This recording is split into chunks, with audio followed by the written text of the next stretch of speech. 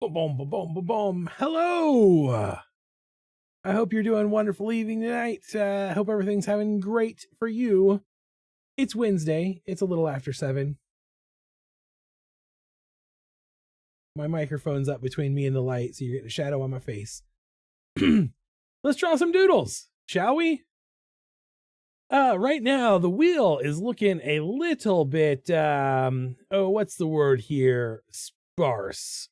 But we've got the next creature in the 100 Creatures Challenge, a demon. We've got the Daily Zombie, and we've got Kawaii Illithid, which comes to us courtesy of Yeti Detective. He wants to see a cute little Illithid. A little chibi mind flare, if you will.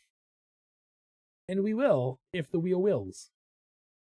So that's pretty much everything we've got on the wheel as of this exact moment in time. And if you want to add anything to the wheel, you can do so. Just type it in the chat and say, I would like to see you draw this thing that I'm asking for. It could be a food dude. It could be an animal geek. It could be the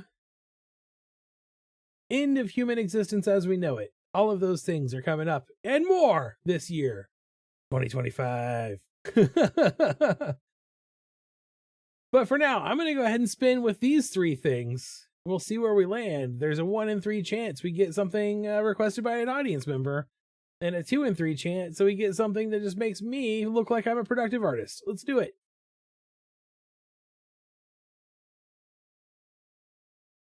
Demon. So, what I like about this prompt, where I want to go with this, I very much want to kind of have this be a like sibling piece to our angel that we did the other day with all of the eyes and things. I think that would be a fun art piece to do. So basically, if the other piece we want to mirror some of the pose. So we've got a little head. Down. I want this here.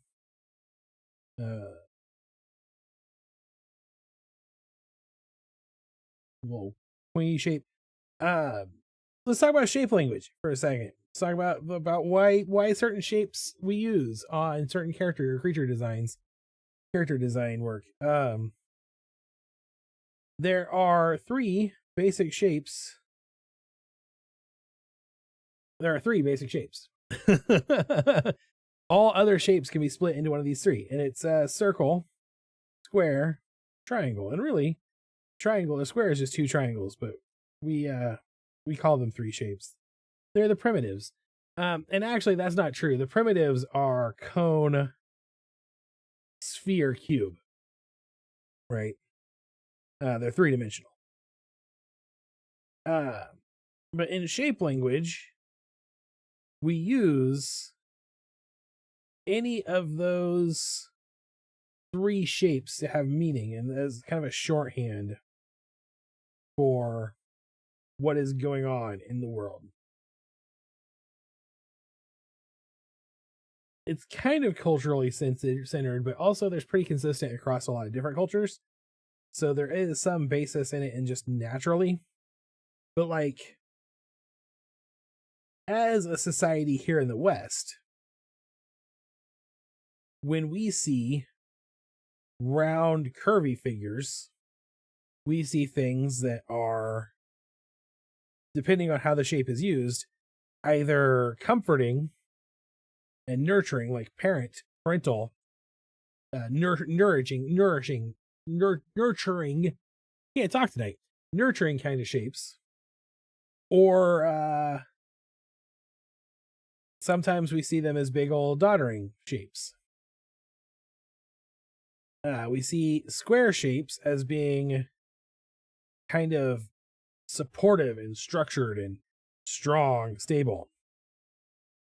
And we see triangles as being evil.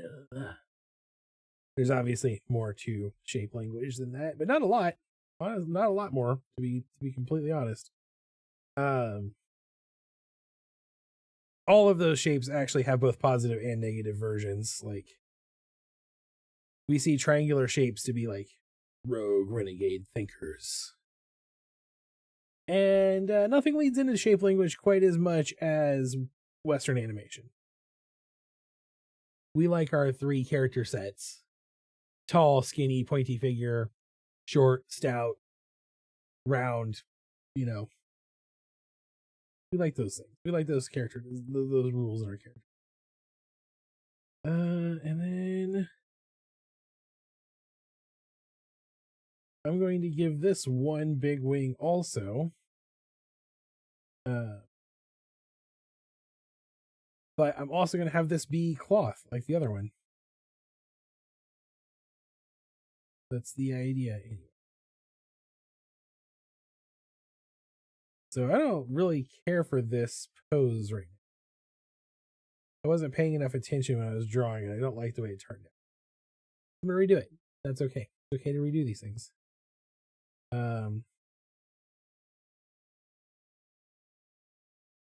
Lean a little bit more heavily into some things I learned doing my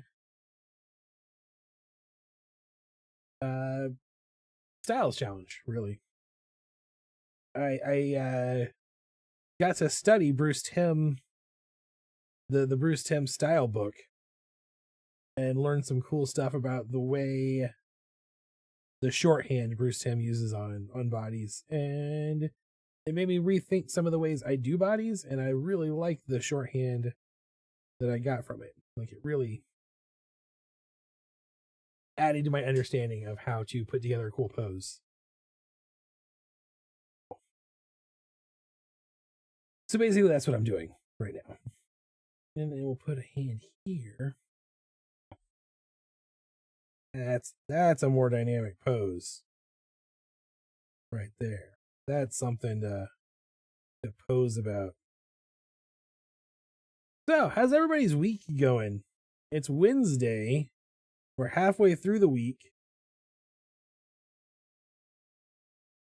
I hope everybody's staying warm, staying safe, staying healthy.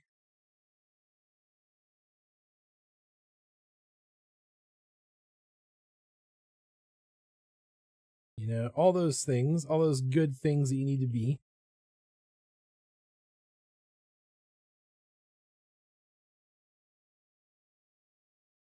I think part of the problem here is this pencil is thicker than what I need it to be for what I'm trying to do. Here. Timian. Present and reporting for duty. Welcome to the stream. I kept thinking it was Thursday. I kind of know how you feel. I feel like this week has been just off in general. Like, everything has felt off this week. And then, okay, I like this pose, but I made this body too small.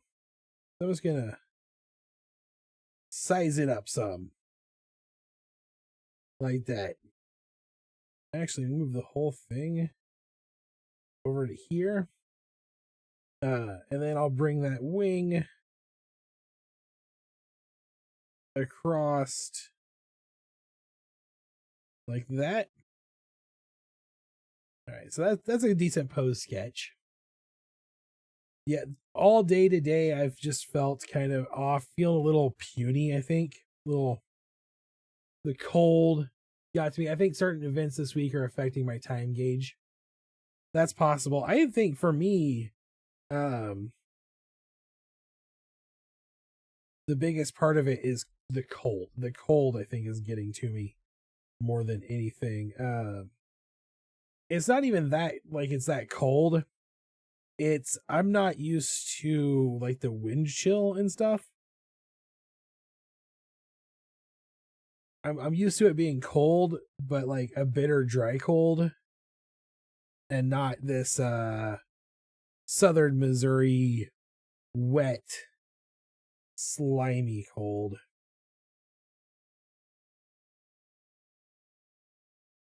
But I've been trying to stay, I don't want to say ignorant, because I'm pretty well informed. Yeah.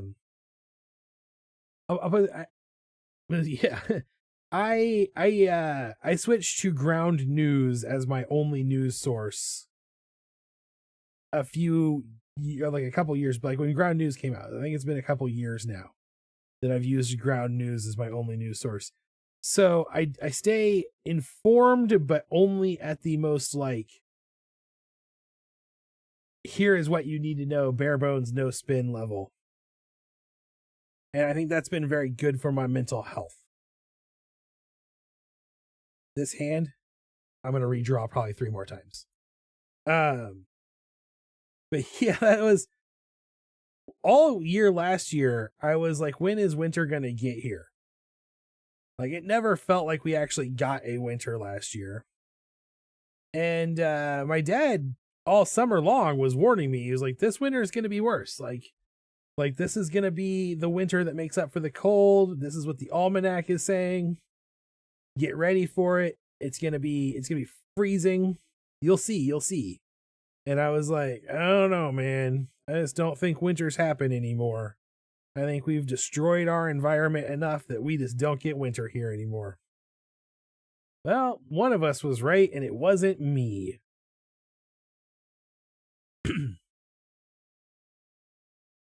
So I'm trying to decide. I'm sketching this in as a more traditional demon shape. And I'm trying to decide if that's what I want to do, or if I want to incorporate more cosmic horror stuff. Like I said, I think I want this to be a bit of a sister piece to our angel. In fact, I think if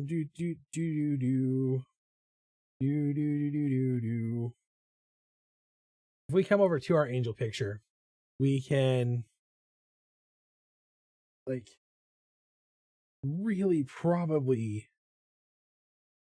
work off of this in some capacity. Yeah, I get it, but like, well, while California is rough right now, it feels like global metaphor. You want to talk global metaphors. So right before, literally right before the stream started, I was on TikTok because I put out a little video on TikTok saying I was going live. And the video that came up when I opened the app was the guy was like, the trend going around is that whatever movie was #1 movie in the country on your 10th birthday is how your 2025 is going to go. And the person whose video I was watching was like, I hope that's not true, because on his 25th birthday or 10th birthday, the #1 video in the country was Fatal Attraction. And I was like, oh, I'll look that up. I'll see how that is for me. And the #1 movie in the country on my 10th birthday was The Fugitive.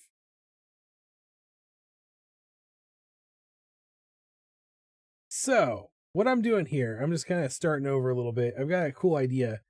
I took and just reflected this shape, so we can use some of the same motifs, but try to make it demonic instead of angelic in nature.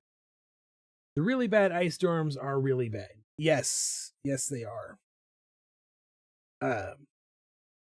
So yeah, that was my thing. Was I was like, oh yeah, I can see that by the end of 2025, I will probably be on the run from law enforcement for possibly a myriad of reasons. I do want to change the shape. I want this little pitchfork trident thing to be a little more horizontal, a little more aggressive in nature.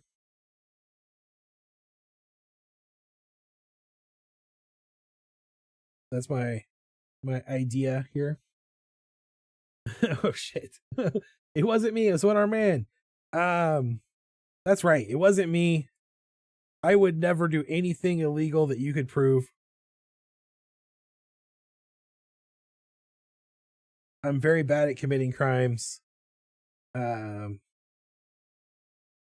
crime I have committed in my entire life, I was caught immediately.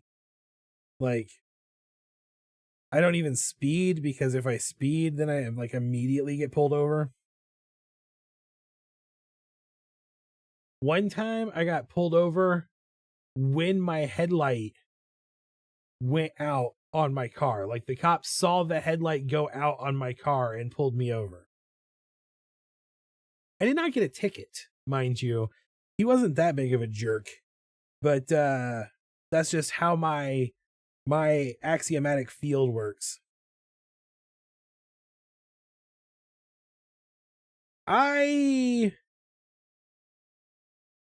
So I will say this. I am fairly famous amongst my circle of friends. Very much believe that I am lawful good. Actually, depending on which of them you ask, I might just be lawful neutral. The thing is, though, that I am lawful in the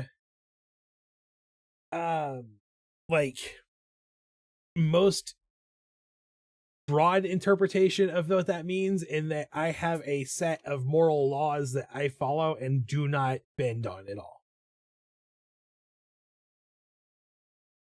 And so, in some regards, that could make me chaotic good, because I won't bend on my morals even if the laws of the land are wrong, or I disagree with them. But at the same time, like, it's definitely a lawful and not a good thing. It's maybe lawful neutral is the way to go there. I do what I believe is right. And I'm usually fairly vocally loud about anything I believe is wrong. And I've gotten in trouble and paid the price for that, so.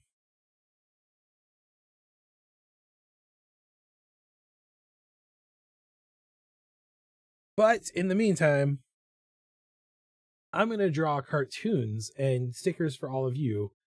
And maybe, you know, stickers that can show that we're all in this together. Depending on how things go, they'll end up being the same in the terms of The Fugitive, right? Hopefully I'm not Tommy Lee Jones in The Fugitive. You know, never thought about that.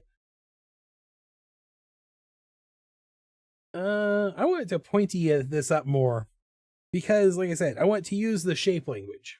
So some of the things, aspects, like the obvious aspects of angel versus demon is halo versus horns, pitchfork versus golden spear. Angels have feathered wings, demons have bat wings. In our classic imagery, anyway. But I do want to add some more of the shape, like I said, the shape language here of pointier shapes. But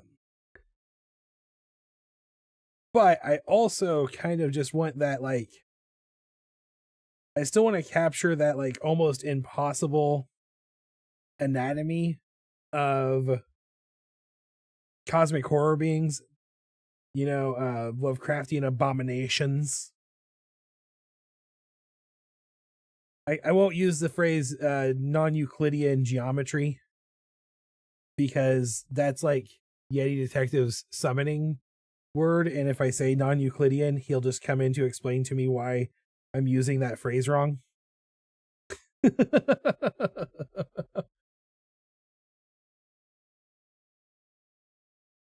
Yeah, I like to think that I am brave enough to maintain my stasis on the right side of history.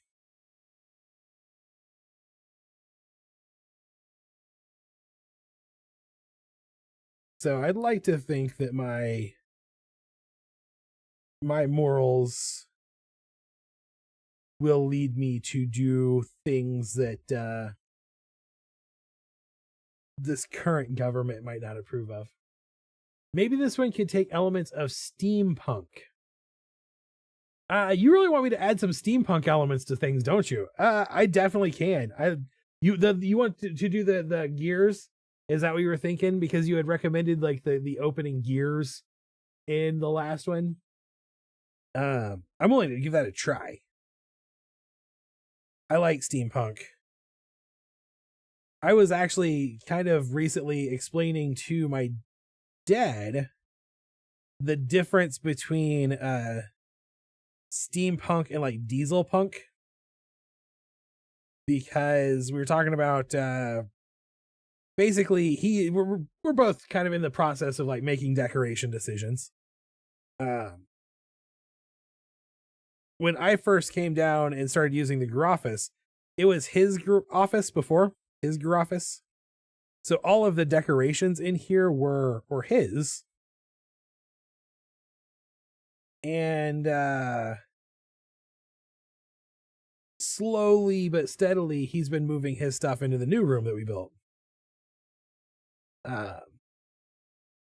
And his sense of decor, his like design fashion aesthetic that he's going for is 1870s, 80s, like kind of steampunk era, but like retired boat captain is kind of his route, like very much like what I imagine you would see in like Mark Twain's house. And we both have a very similar sense of style. And I was talking about how I like more of a later period than that. And I was like, the phrasing I used was, if it belonged in a Zeppelin, chances are I will like it. And he went, like steampunk. And I said, oh, no. I mean like an actual historical Zeppelin, not a fantasy science Zeppelin. Like diesel punk. And then of course we got to talking about diesel punk. And I was like, I'm very art deco.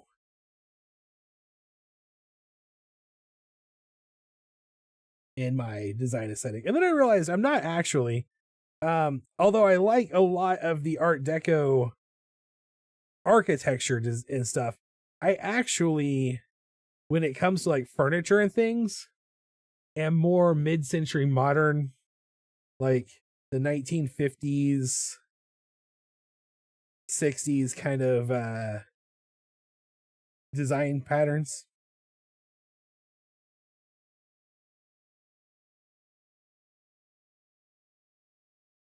So if anything, I'm actually kind of atom punk, I guess.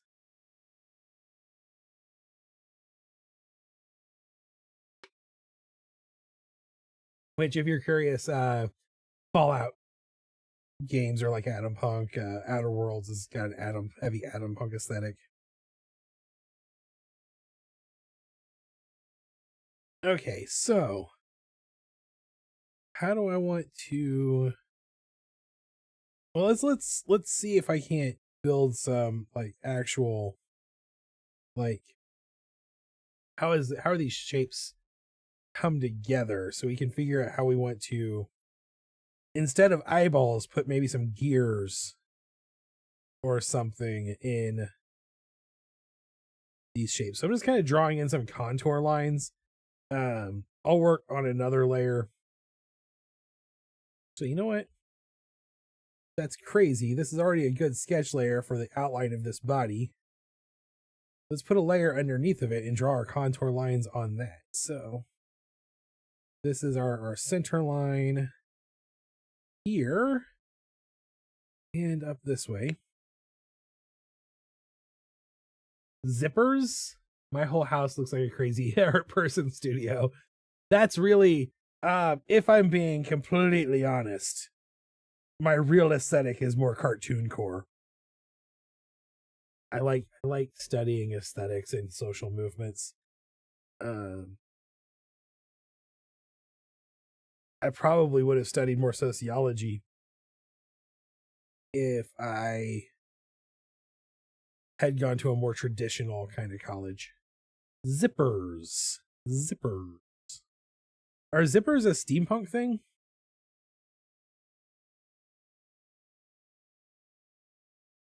I tend to think of steampunk as very Victorian, so like Wild West. In the United States, that would be Wild West era.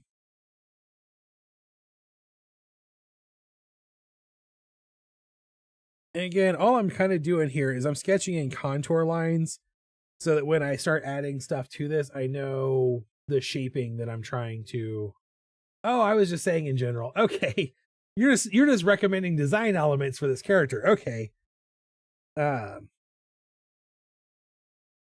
If I know the shapes, it makes it easier for me to draw in these elements. And with the eyeballs, I felt really comfortable because really all I did with the eyeballs was draw the eyeballs in a like as I would contour lines anyway.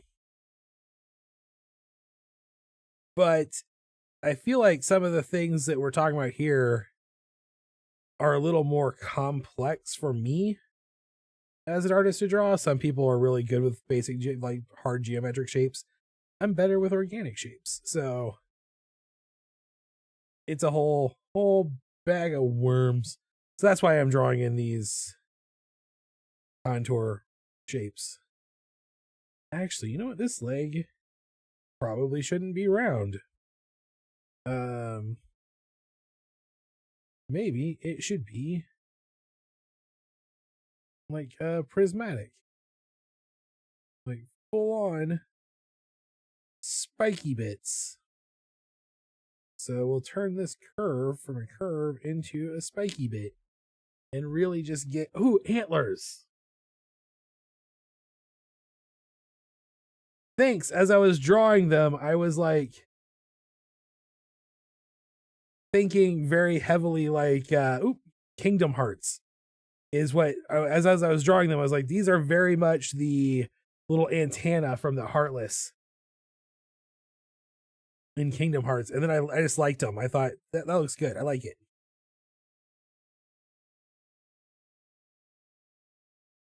Yeah, kind of insectoid. Oh, like an insect leg. Yes.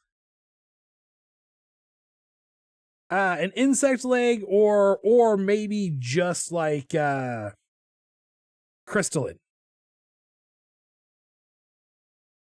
But very sharp and pointy and kind of mechanical. I like this idea of going more mechanical, more prismatic now. Yes, that's what I was kind of going for.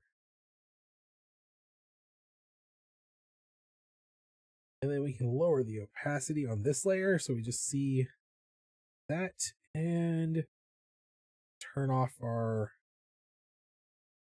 I want that just a second because I want to add in the wing shape. And I think I want that crystalline feel. It's like here's what I'm. Looks like the legs from the bugs on Starship Troopers. Which works for kind of the feel I'm going for here. I have this is what I've decided on just kind of now really. We went with these cloth wings on the Angel version. And so the Angel has a lot of smooth curves and melting organic shapes. And like and then again eyes in the motif and rings and things like that. So what I think I'm gonna do with this demon is go like the opposite. Like we'll go full on hard edges, mechanical shapes, all straight lines. And then instead of like cloth wings, we'll go with like crystal wings. And then pretend like we're super deep and like, oh, the piece is all about the balance of industrialism versus nature. But let's face it, I'm not that deep as an artist, so it's about drawing triangles versus sweepy lines. And that's fine. Like, I am who I am. Here. Oh, that needs to be other. So that come off.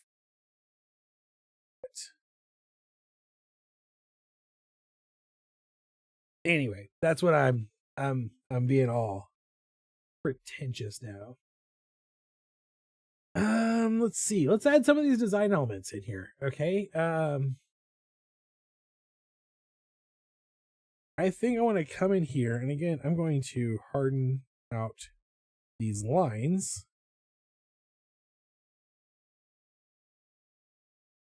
and make this a hard diamond shape.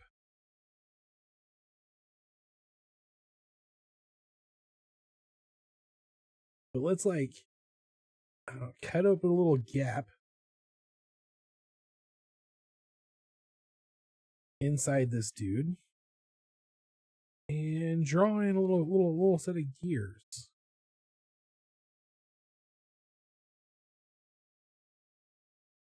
been a while since I drew gears, so we'll see how this turns out.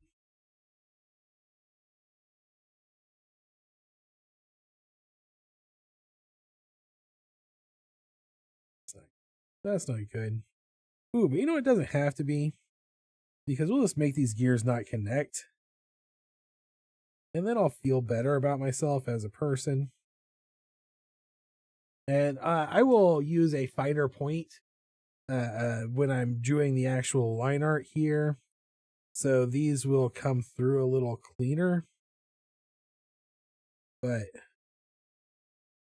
for now, I just kind of want to imply a bit of like clockwork inside this demonic void. And also I'm going to invert the color pattern. So I'm going to do this character, like have the character's entire body be black, and we will be seeing edging and things on it. I think will be fun. And doing the crystalline shape lets us use a lighter colored line art for that, because then that becomes like these highlight edges on the crystals.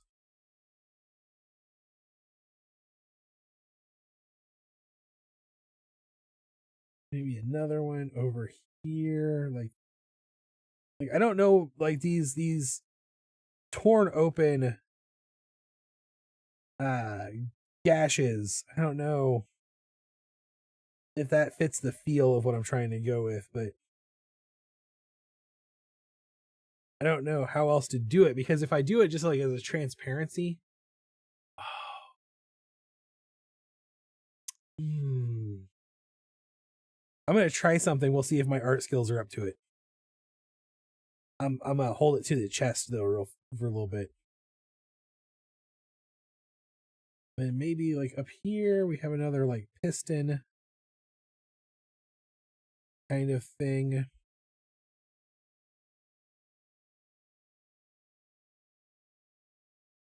I don't know what it would be for, but like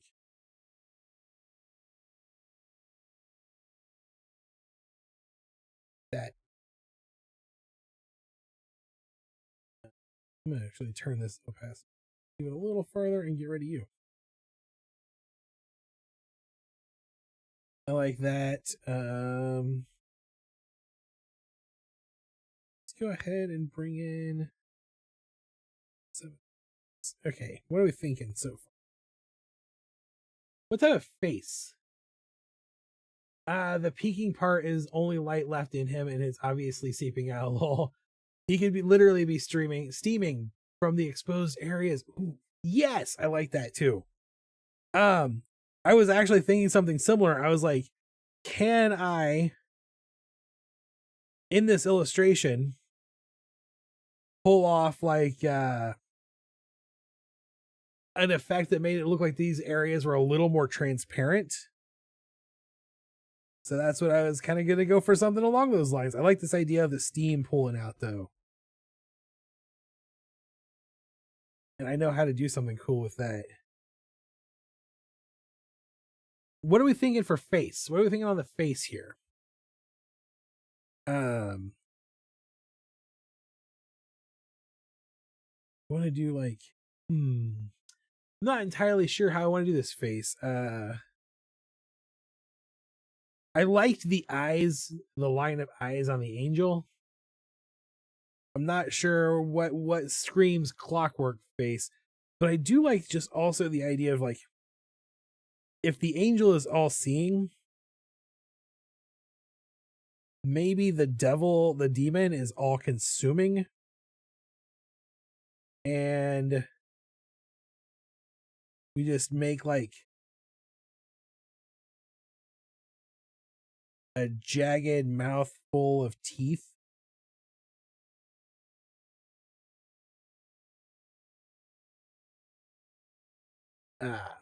Oh, just spitting some thoughts right now.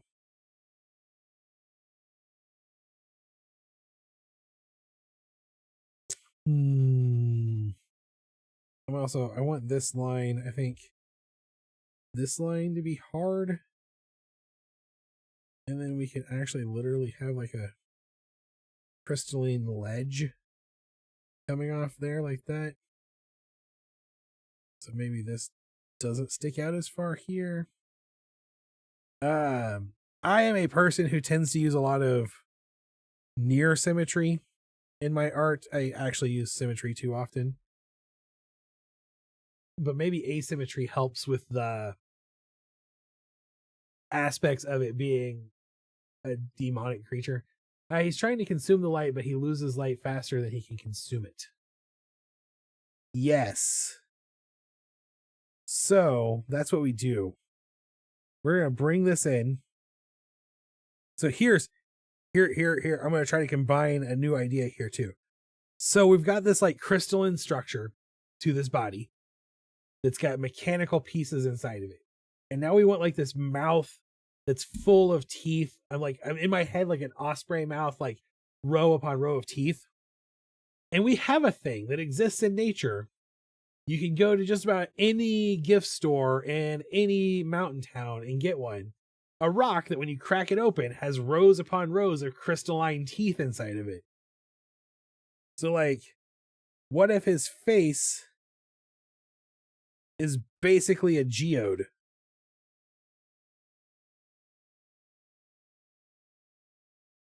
And we just come in here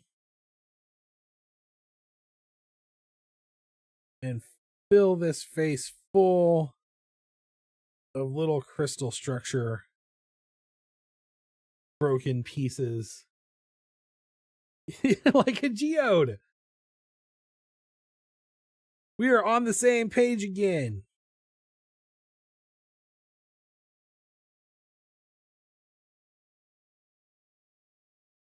Yeah. Just full on. Let me eat your face mode. Just sketching these in real rough, real fast. This is going to be one of those things that I'm going to spend a lot of time on, I can tell already. Same time.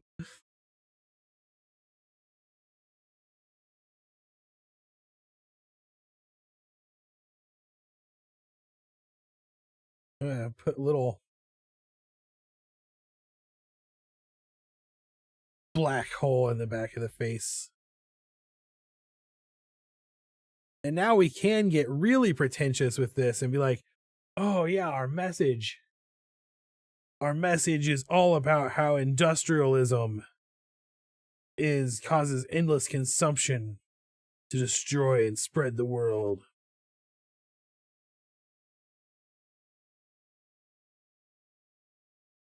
And really, I just like a fun character design. So as a forever GM, as a person who I always say that like I don't love being a GM. As a dedicated dungeon master, game master, dedicated hardcore, like love running me a game. Although these days less likely to run Dungeons and Dragons than other systems, and getting more and more likely to run other systems every time I find a good one. But as a GM, I love creating my own creatures. That's a mouthful of crystal French fries. It is still my art. There's only so much terrifying it can have to it. I love creating new stuff. I love homebrewing stuff. I love reflavoring things. And I'm going to be honest, I have already created at one point a creature that was like a human covered in eyes. With one giant mouth in its torso. And it was an Eldritch Abomination. Like the whole idea was that it was this like creature from beyond in the terrible dark places. So I think we should come down here, and I'm also going to try to create this crystalline structure again. Straight lines. Now the part of me that's done some 3D modeling is trying to be like, oh no, it's not to be all quads and tries, man, quads and tries. And if you know what that means, you've also worked in topography.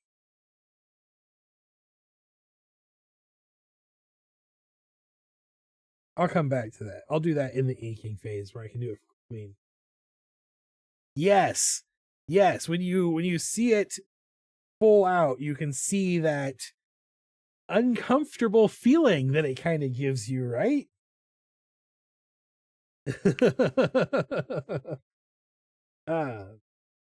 This is, I think, my basic thing here. I am going to, like I said, try to add some more hard line pointiness to this as we are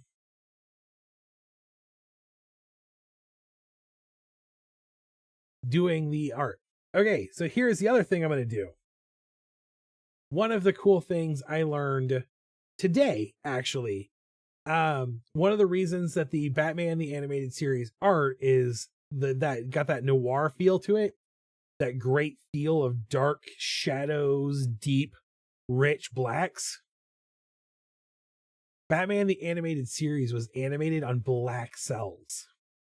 So they started on black and worked in all the other colors instead of animating on clear or white cells and going backward or going the other way, like you normally would.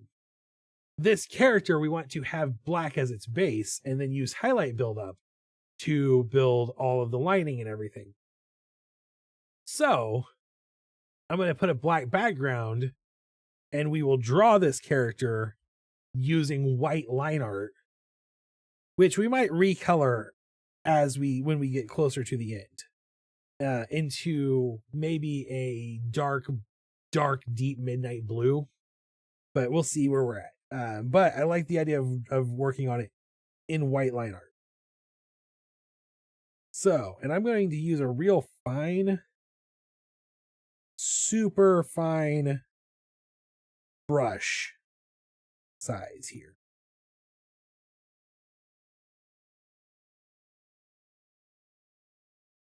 And because I'm going to use the, you're going to use color line art for those mouth stalagmites. Probably I very much might. That's kind of the idea I'm going for here. I'm going to try some new experiment on some new techniques. Doing your art backwards, my cup of tea. I thought you might like that.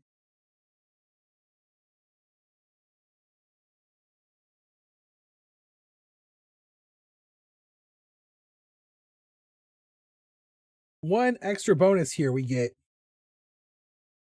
by using the vector brushes and vector trimming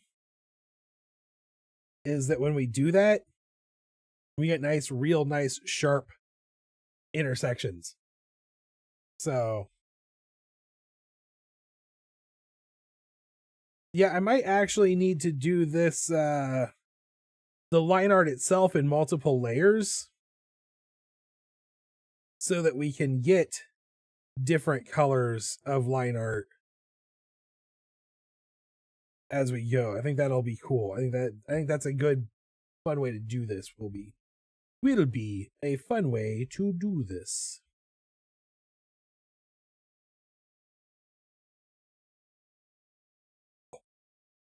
Also, because I'm using the hold to snap feature here that will automatically snap these into straight lines.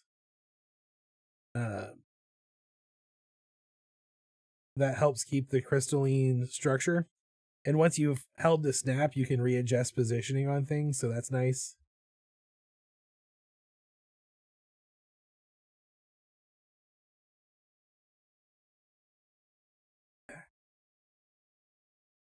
Oops.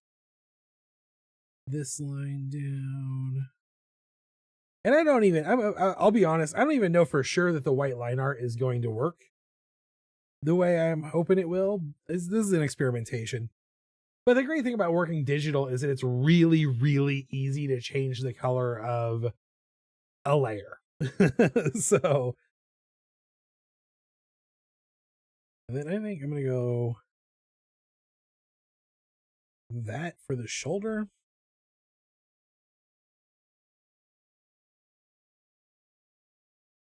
Just like, again, have that crystalline kind of shape to it. I was working on painting the Loftus diamond, so I made white lines and then shaded blue and white on every facet. That's cool.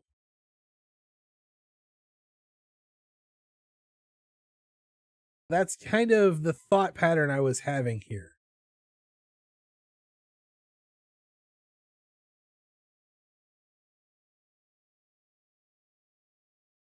Then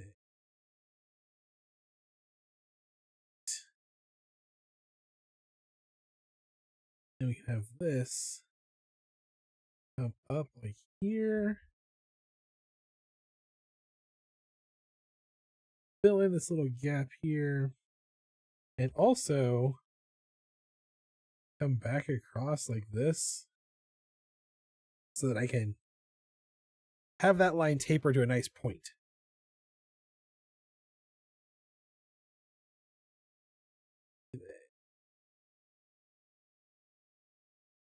There. And across like this. Maybe he doesn't have horns or antlers, but antennae. Yeah. I don't know what we're gonna call. I like these. I don't know. They're more antenna to me than horns or antlers. Really, I'm like I said, when I first drew them, I was thinking, oh, these look a lot like the Heartless antenna in Kingdom Hearts. But actually, the more I look at them, the more I think these look a lot like Arthur's antennas in the Tick.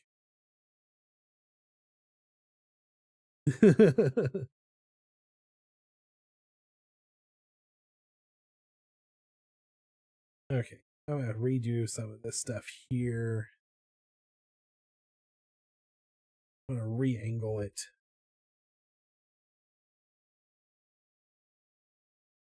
This is one of those things where if I was doing it, yeah, that's I don't know. This is one of those things where if I was doing this in Blender, it would be easier for me, because this is basically what I'm doing is retypology the geometry that makes up the face of a 3D rendered character is called the typology, or topography. And you you redo it. When you sculpt a creature, you have to make sure everything is either in quads, which means 4-sided 4-point shapes, or tris, which are triangular shapes. That's what flows the best for 3-dimensional characters. So a lot of the time I will sculpt and then have to redo all of that topology anyway. Topology.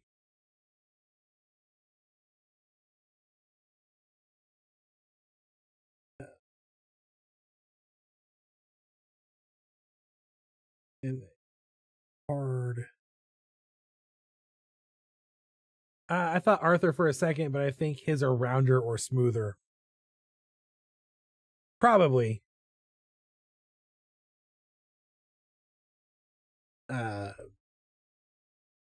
More organic in nature, definitely intended to be anyway.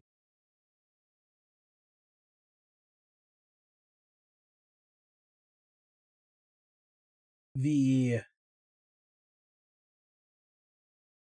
Tick comic, the art of the Tick comic, and don't get me wrong, I love the comic, but the art of the Tick comic is a little oh,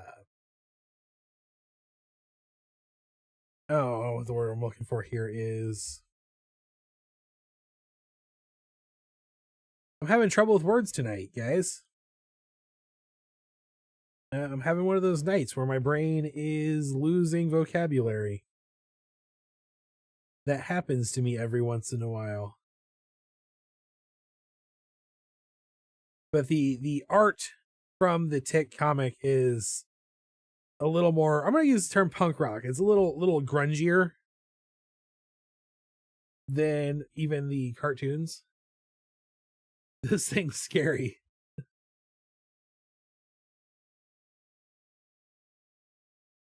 Ooh. Why am I making his weapon round when I could clearly make his weapon pointy? You know what? This will be easier to line up if I start on that end and work this way. Obviously, it twists a bit, but no. Why words, no word now? I don't know. Sometimes my brain just gets that way these days. I've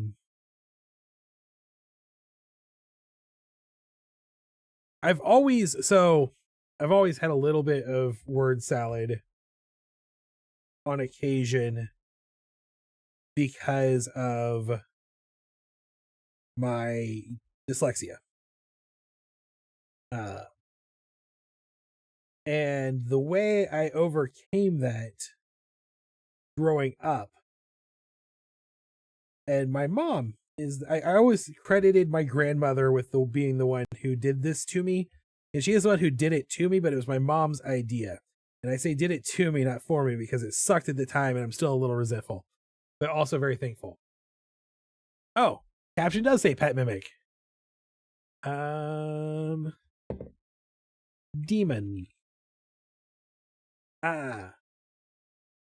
The only way I really got past my word salad and my inability to spell things even was like serious rote, hardcore memorization, like brute force learning words.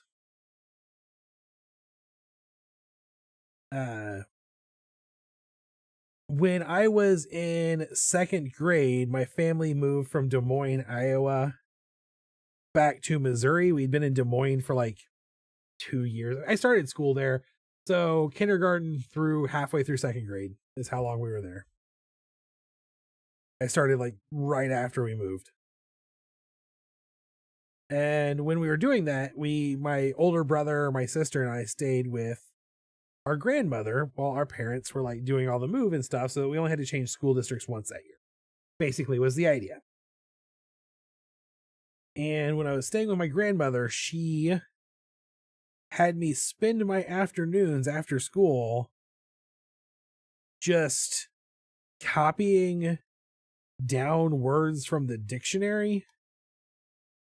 Either my vocabulary words for the week, I had to just continually copy them down hundreds of times, like 100 times each. Or if I was done with that, I had to copy words down from the dictionary. And it worked. It basically put the spelling into muscle memory. So I didn't have to rely on the faulty wiring in my brain to remember how to spell words. And it helped me build a, well, not to toot my own horn, but a record-winning vocabulary. Because I never had any trouble remembering what words meant, just how they spell them. But to this day, those words get sometimes jumbled up inside my brain, and I just lose my vernacular. I don't know what causes that. Like I said, sometimes I just get word salad.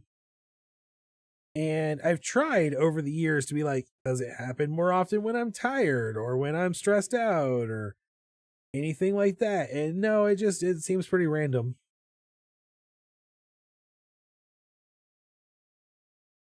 And I have been told by more than one doctor that word salad dysphagia, I think is the term, is pretty common for people with dyslexia. And that it is probably some ways related to just my energy levels. And that means it could be related to my bipolar cycle in some way. But today is one of those days where the words just are not there the way they sometimes are.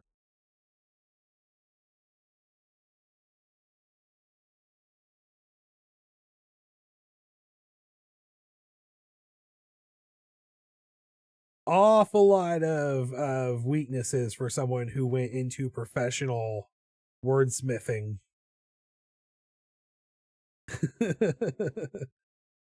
You know? As a person who literally, like, my job was making sure other people used the right words. Well, some days words just don't want to word. That's basically how it comes down to. Some days brain just doesn't want to brain.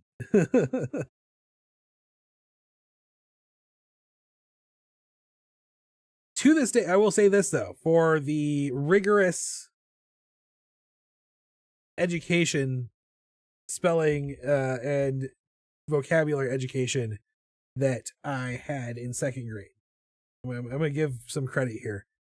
To this day, if I'm writing, I don't have any issues usually with written words. Like, it helped give me a brute force skill, and it sucks. It's a sucked thing to have to do, but it is a thing in my back pocket. If I ever need to just brute force my way through something, I know I can. And when I was doing WGU, when I was at Western Governors University getting my degree, I brute forced my way straight through several classes doing that. Like, just flat out was like, F it, boom, hammer it through. Today is that day because you did not see how much I had to retype that sentence. It's obviously spreading. So if you've been over to the Patreon page, I put up another poll. It should be up now. I think it went up at 6. but it's the meerkat. And I started to do the alliteration thing on the meerkat too, just because I was trying to be consistent. And I love alliteration. But as I was doing it, I felt my brain getting fatigued on it. So I stopped. And in that post, it's like, screw this. You guys will get tired of this. But if I'm being completely honest, part of it was, I think, and this might be related to my word salad now, I think I was overtaxing my brain trying to work through the alliterations.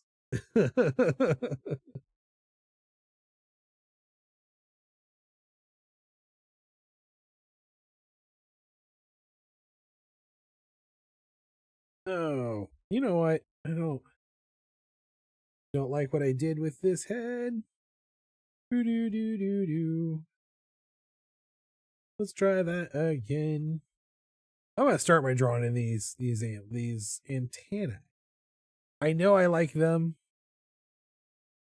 Also, here's what I like about these. The way I drew them in and then shaded the backside kind of implies that these are two-dimensional. This drawing, and this, I think that's what makes me think of mostly about them looking like the Heartless, is because the Heartless are made of are living shadows. The basic Heartless that have these antennae, and so they are intended to appear two-dimensional. Just standing up and moving about. So a two-dimensional shape bent into a three-dimensional plane. Yeah. Those look great. I really just, I feel good. Your brain was more warmed up for it in Paramon's Live. Yes, and was definitely in a place where I could push that factor a little bit. And that's honestly one of the issues I have with doing things like that, is when I'm primed for it, I can do it all like on command. But if I'm not primed for it, that's when I start to struggle. I might have used up too much of that mojo in Paramon's Live.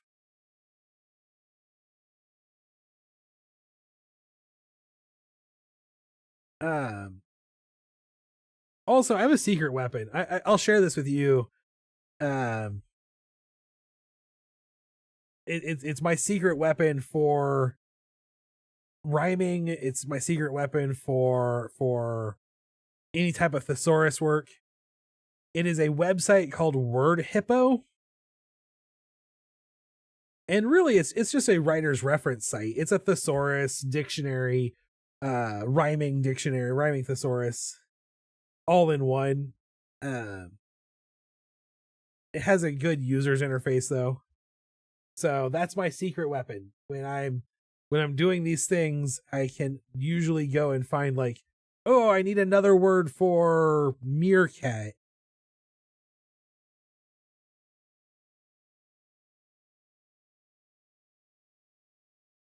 And that was one of the things I learned, is that meerkat is well, we talked about the fact that meerkats and mongoose are the exact same, or that meerkats are a type of mongoose. But I learned that there is another type of African mongoose that is almost identical to a meerkat.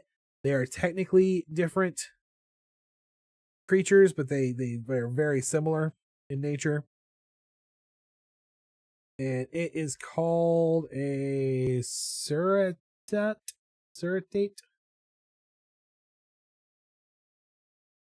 I think that's what it was called. So this can be a triangle.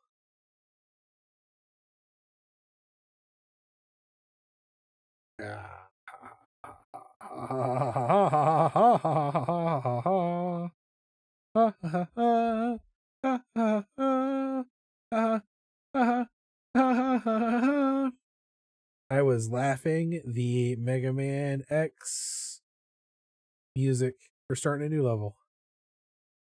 That's what that was. You're welcome, world. To mess with a coworker the other day, I asked her for another word for thesaurus. You know, I legitimately can't think of one off the top of my head at the moment. I'm gonna come back and do the math in a second because I do like the idea of doing all of the color line art on different layers, and I want to do a different color line art for that. I do think I'm going to turn this white line art into a navy blue. Still, I think that's still going to look cool. But I'm just going to keep it white while we do the other layers, because maybe we'll do some, we don't want it to clash with those layers. Basically, what I'm coming down to here. Did she come up with another word for thesaurus? Because if there is another word for thesaurus, I don't know it off the top of my head, and I would like to.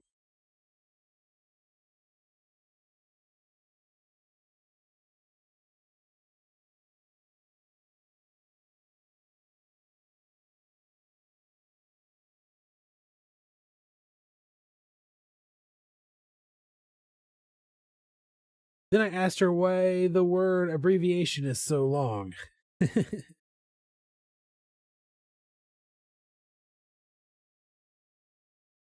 And she didn't give you an answer. Bet she's one of those Latin elitists.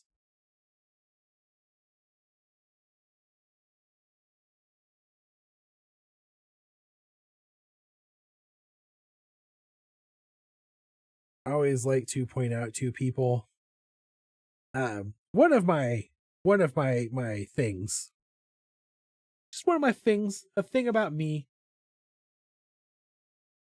is that because I was a professional propagandist for so long, I am very aware of the tactics used to manipulate people in marketing and, you know, all those kind of things. And so I like to point out the manipulation, the systemic manipulation in our society and in our world. And one of the things I like to point out is related to our language. And I love it because it is something I like to point out as a way that we aren't even aware of how the prejudice built into our systems impact us to this day. So this is a true fact about the English language in modern America. And you can do a little digging around for yourself if you do not, if you want to like really get into this. It's crazy. The words that we as a society consider vulgar are almost always rooted in the Germanic root of the English language. The English language is an Anglo-Saxon Proto-Germanic language that gets a lot of its vocabulary from the Romance languages and Latin, and specifically because Rome conquered England, right? Like conquered the island. And when they did, they made Latin the required language of all the things. And when Rome, even after Rome fell as an empire, the church used Latin. Latin became the language of the aristocracy and of the academics and the spiritual educators. And the Germanic roots became more and more seen as being low class and vulgar and dirty. And that led to a society where we thought people, just because they used certain words, were part of a lower class, a literal lower class. Like, you are a peasant because you speak in the Germanic root language of English instead of using the Latin root vocabulary. And to this day, 1,500 years later, in our society, we still refer to words from our Germanic English language as swear words, as vulgar words. We censor them. Whereas the Latin version of those words is considered the academic and scientific definition of those things. So, like, we literally have rules against using our own language because of classism.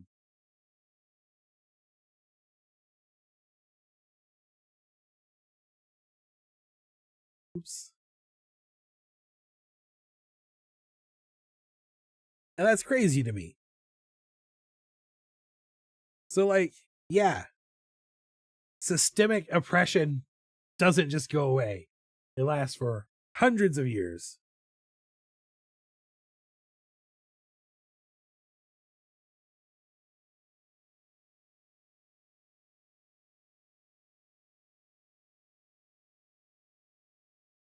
And one of those words, if you don't believe me, it won't take you long to start finding those when you start looking for the root of our swear words. Like, the most famous of those being the F word.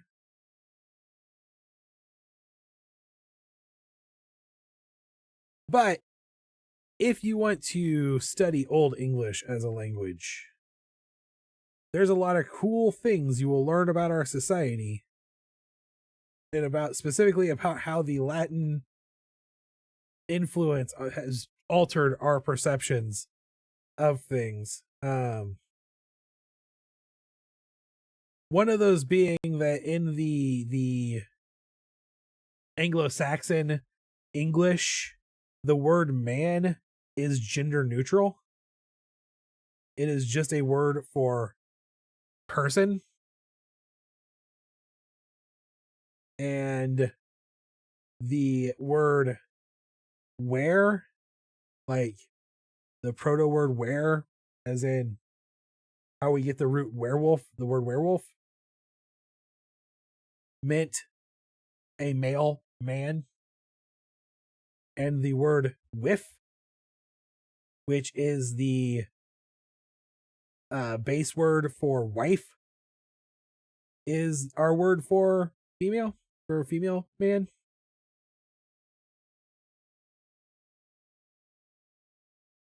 And Latin is a language that is inherently gendered with everything. And because of the Latin influence on our language, our word for human came to just mean half of the human race.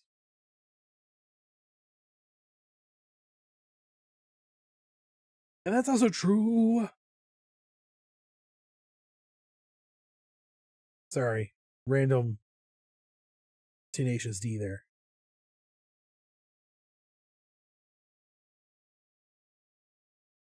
Sometimes the world just needs more D. Oh. I am an adult man, not a child.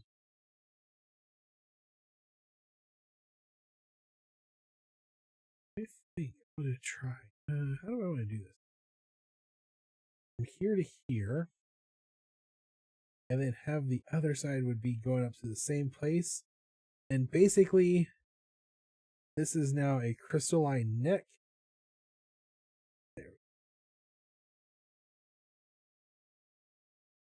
There we go. That works better for me.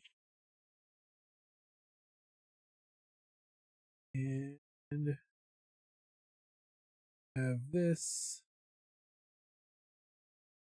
come across there. I would actually have this one come across here, but it'd be entirely behind that now. This can now shoot up. That.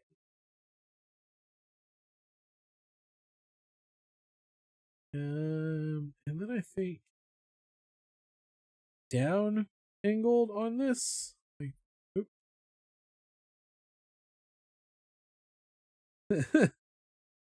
Yeti Detective, welcome to the stream. I don't know what you're laughing about because I don't know what you came in on me saying. I hope I didn't summon you by the random reference I made to non-Euclidean geometry earlier. Specifically saying that using the phrase non-Euclidean geometry incorrectly summoned you from the nether.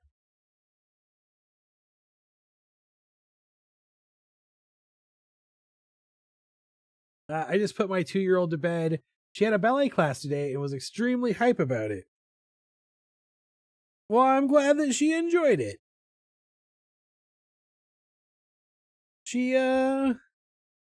It's probably better for her to learn ballet than kung fu, based on what you have described as already being a terrifying propensity towards violence at her age.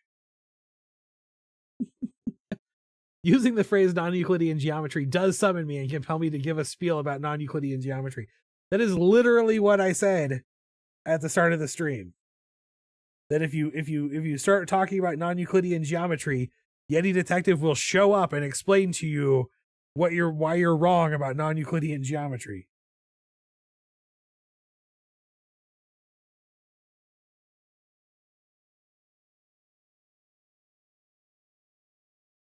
And nobody wanted that. We were all like, nobody wants that.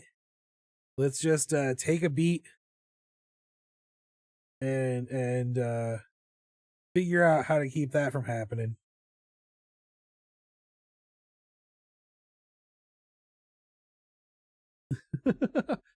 I'm posting in the Discord if anybody cares. Grabbing my pillow. Are you grabbing your pillow because he's going to put you to sleep with a conversation about non-Euclidean geometry? Oh. It's a good day to snuggle. Everybody get your snuggle on. All right. I'm going to stop with the white line art here. Create a new layer. And I think I'm going to do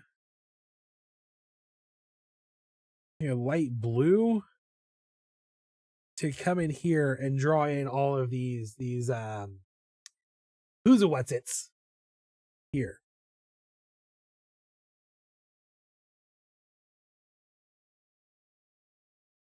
Because I will probably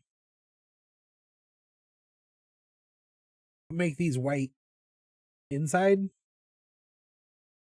So I don't want them to have white line.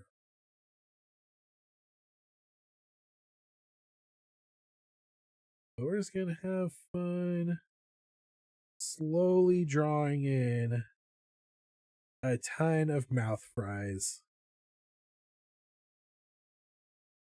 That's what we have come to refer to are stalactites, stalagmites. What is the actual word for the crystals inside of a geode? There's got to be a cool geology phrase for it. I just don't know what that is. But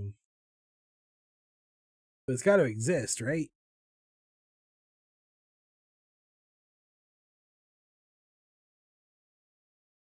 Maybe I'm wrong, and maybe the little pointy things inside the geode are what is the geode. I don't know. I'm not a geology guy. I like to be not in caves most of the time.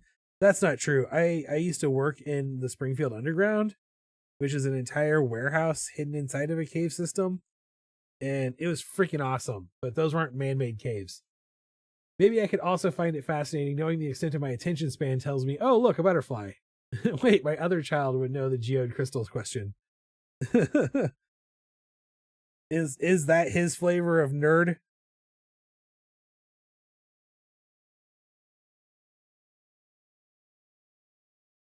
Geode nerd? Is he a Geodude?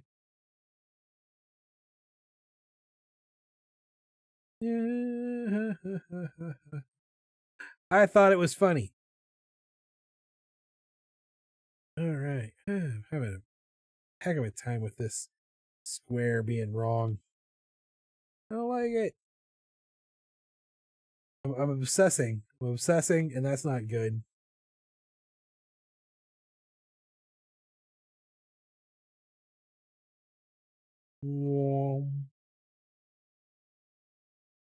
Just varying materials. Wait, what are you drawing? Is it Cthulhu? Okay. So remember on Friday night when I did the angel?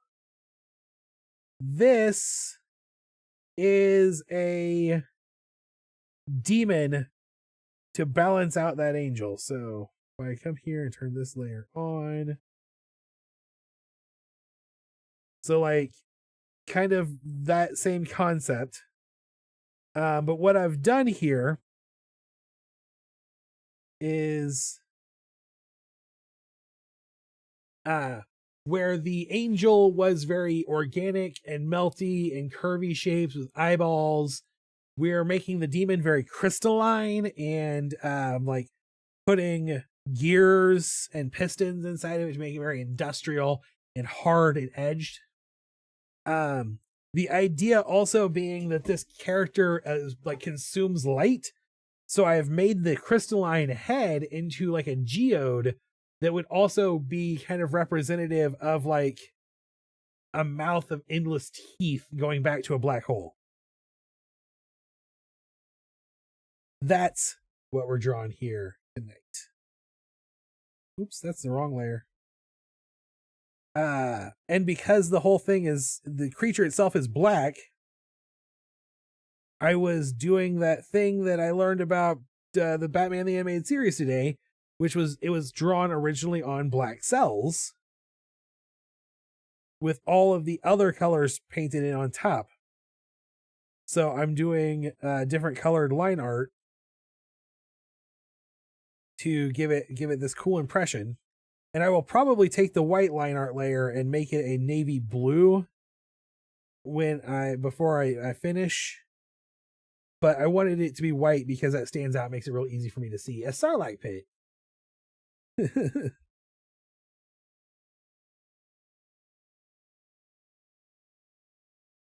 A Starlight Pit is Endless Fangs.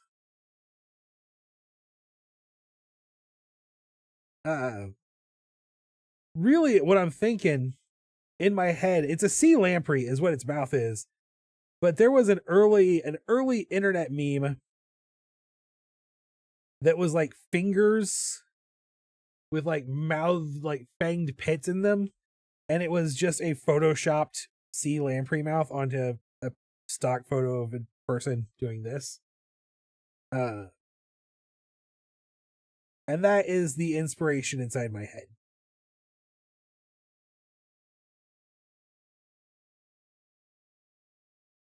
So what I'm doing is I'm just going to do some random ones around the outside edge and then start working in towards our black hole in the back. That's what I've got going on right now. And hopefully when I zoom back out again, it'll have that same effect of just looking crazy and uncomfortable. Although I could probably just start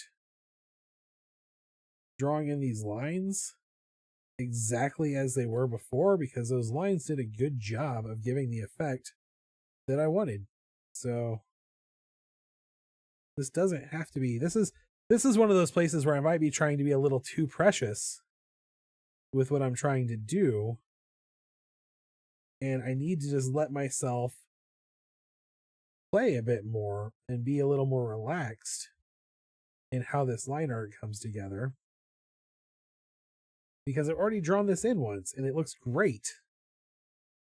And I don't need to draw it, like redo all that work. At least we'll try. We'll see how it goes. I'm going to do it and then we'll see how it looks at the end. We're just going to color it, just draw in the same line art. But try to be a little sharper, a little more pointier. I still like the crystal French fries. Yes. Yes, we're drawing in crystal French fries. That is fully what this is. They're crystal French fries that are all consuming, all knowing, all seeing French fry eyes. No. But that was the concept here is if the angelic cosmic horror entity is all seeing, the demonic cosmic horror entity is all consuming. And then also I get to make some pretentious statements about my art representing anti-industrialism and whatever else we come up with before we get done. But really it's just playing with some cool snakes. A rock biter's favorite snack. Such good, strong hands.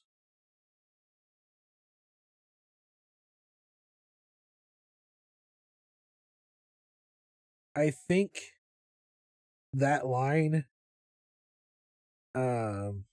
is one of the things you can use to make Perriman cry. Like forcing him to listen to "This Used to Be Our Playground." That will make him cry. Just in case anybody needs to know how to make my brother cry. I mean, I would never do that. I'm not a jerk face.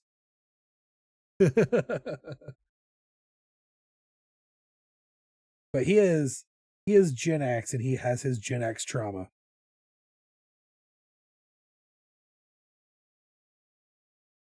I have my own trauma. Do do do do do do do do do do do do do. That's the Final Fantasy success music, or something similar to that. Victory! Do do do do do do do do do. That's the actual victory music.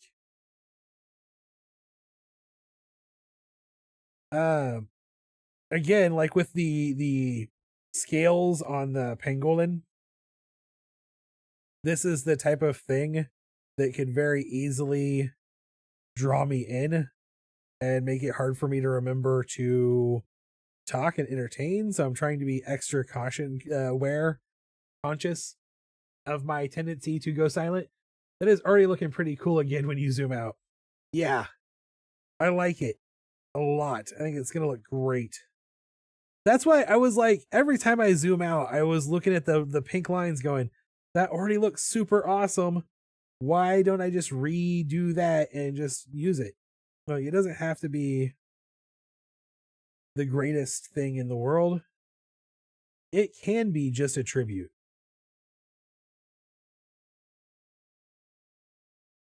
That should come like this to imply that there's a point.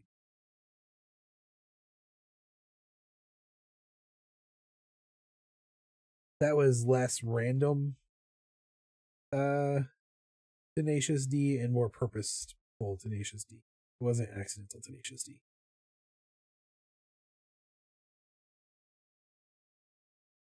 Accidental Tenacious D comes on its own, but that was purposeful Tenacious D. Yeah, this looks good. This is one of those things where I have to keep zooming out to remind myself how good it looks zoomed out.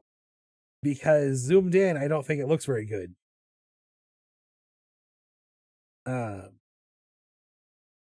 But zoomed out, it looks great. Even like here, it looks so much better than like here.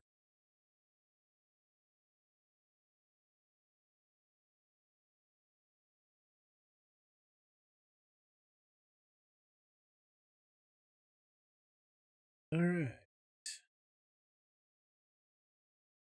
So I mentioned that I had added the meerkat to the polls over on the Patreon. If you're a member of the Patreon, and you do have to be a paid member to vote, you can't just be a free tier member. If you're a paid member of the Patreon, of any tier, you can vote to help name the Stampede, the Resolution Stampede animals. So right now the polls are live for the Gila Monster Accountant and the Meerkat Weightlifter should be live right now. It should have gone live at 6 o'clock, I think.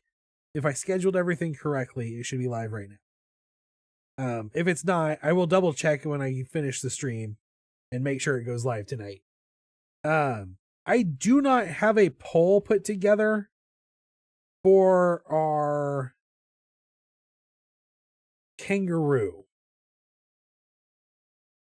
As hard as I might, I couldn't come up with any more clever names for the kangaroo than the one I have, which is Waltzing Wallaby.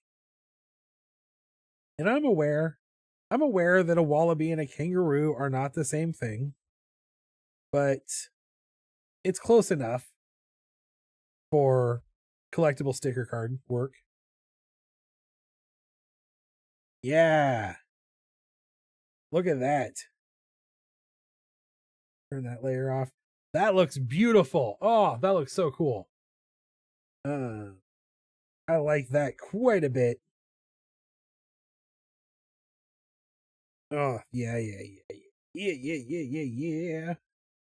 And then I'm going to create another layer because I am going to try to draw in these arm facets and just try to make it work the way I want it to.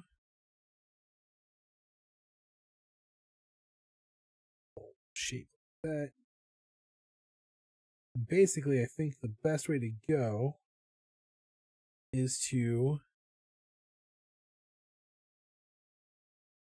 shape each end of this arm.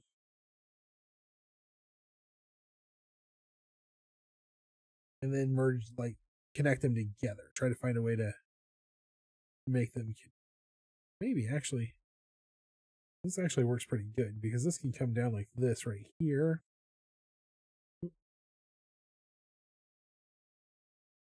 There.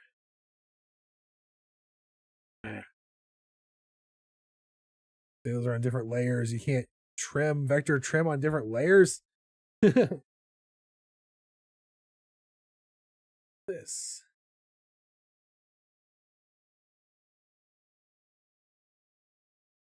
Come on, Matt.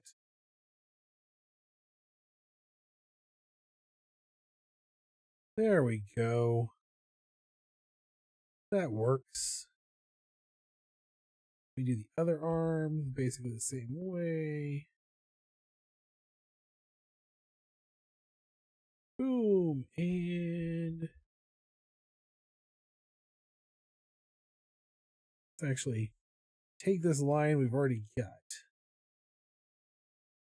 It out sharp like that. And my eyes are getting a little fuzzy tonight.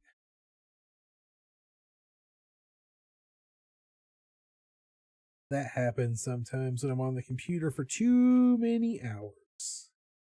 That is my body's way of saying you have spent too much screen time today. So I will have to. I actually am taking a break tomorrow. I was getting ready to say I'll have to take a break tomorrow, but I remembered I'm going to town tomorrow to take the Galumpa to get a shave. All right, let's oops, not duplicate. Merge that down. Oh, I like this a lot. Bring this back. Oops. And yeah, I'm gonna bring a new layer here. I'm just gonna grab like a dark, I don't know, coppery-ish color here. You just sketch in our gears. In here. Get that kind of industrial steampunk thing going on.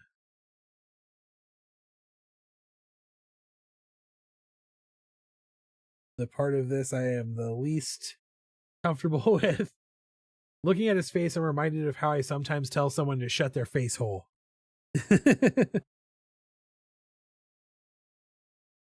That's a good way to let people know they need to shut their face holes.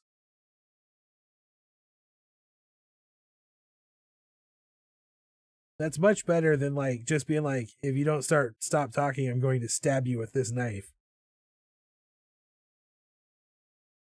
Although, still very direct. I like to be direct. I like to let people know there are consequences for their actions. And if they don't stop talking, I will stab them with a knife.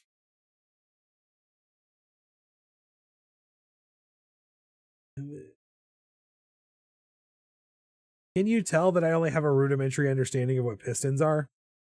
I mean, like, I have an understanding of what pistons are, but like, I am very much not an engineer.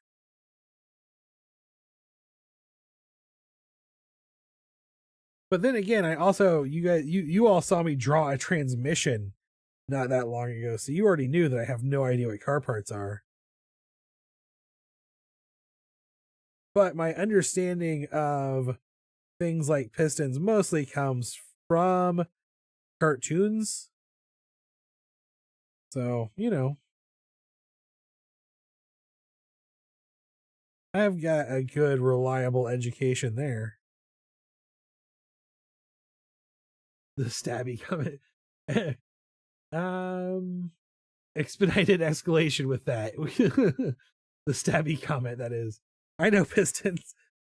I'm sure you do. I know that pistons are things that are basically little pump levers is my knowledge of them. Like, if you're like, what is a piston? And I'd be like, it's a thing that goes that's what. There you go. Science. Was that a Christopher Walken quote? No. I believe the Christopher Walken quote you might be referring to is from Joe Dirt, in which he says, "No, your tone. You're talking to my boy all wrong. If you don't stop talking to him wrong, I'm gonna stab you in the face with a soldering iron."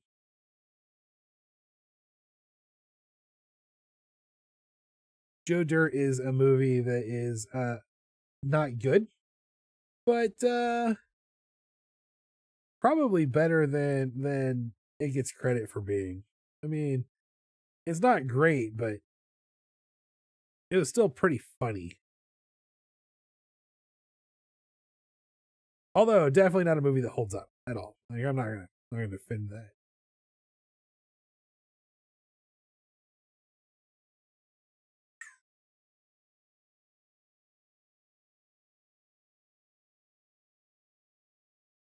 I just commented earlier today. Can't remember what movie specifically we were talking about, but it was something we were talking about, and I was like, I haven't seen that movie in a real. Oh, it was Ace Ventura: Pet Detective.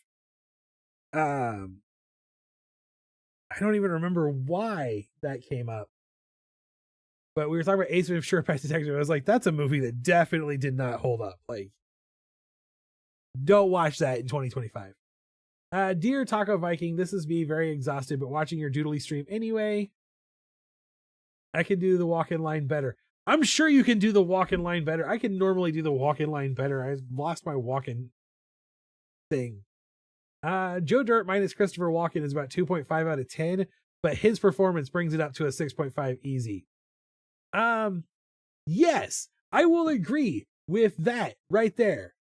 Christopher Walken being in Joe Dirt brings it up to a good, solid, mid-tier comedy. Joe Dirt has some good lines at times. It's been quoted in my department more than once. Surprising when you consider the median age of my coworkers.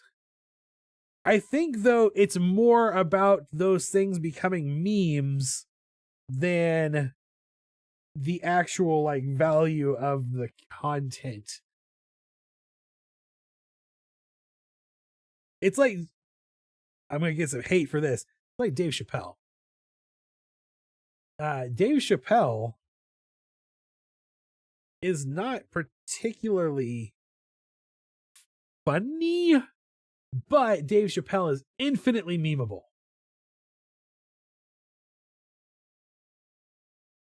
People say I look like Kickin' Wing. I'm not sure if that came through the way it was supposed to. I want to add one more piece of industrialism to this character. I think I always call him Joe Dierte. There you go.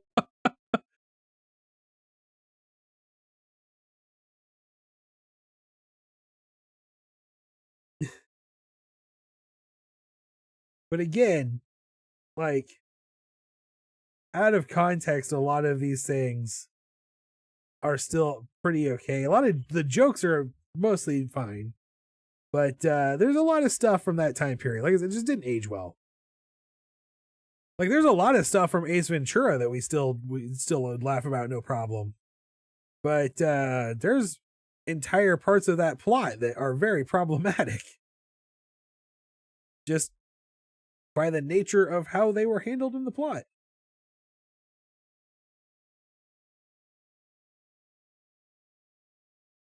Okay. Here is the other thing I'm going to do. I'm going to come in here, and I am going to go ahead and put a black outline around these. The fireworks guy, Kickin' Wing. Okay. I don't remember this movie nearly as well as I thought I did, though. Actually, yeah, this is the stuff. This is how it is. We're going to put this in it. Actually, I should do this on its own layer, even probably. This. Yeah, this will work. Then I'll dupe this and put one as the line art layer above and bring one below to be the gray light color coming through in the tear. Yeah. So the idea of being able to see these mechanical pieces inside of our crystalline structure is exactly what we're doing, Rollivan. We are drawing a demon with industrialized parts and a crystalline body. The idea for these places where we can see through the black crystalline structure to see the stuff inside it is that it's where the light is consumed is starting to leak back out because it can't consume all of the light. So that's the idea behind these like tears. And then we'll have light steaming out of these spots too. That's the concept here. So we'll see how well that goes, basically, is what I'm saying.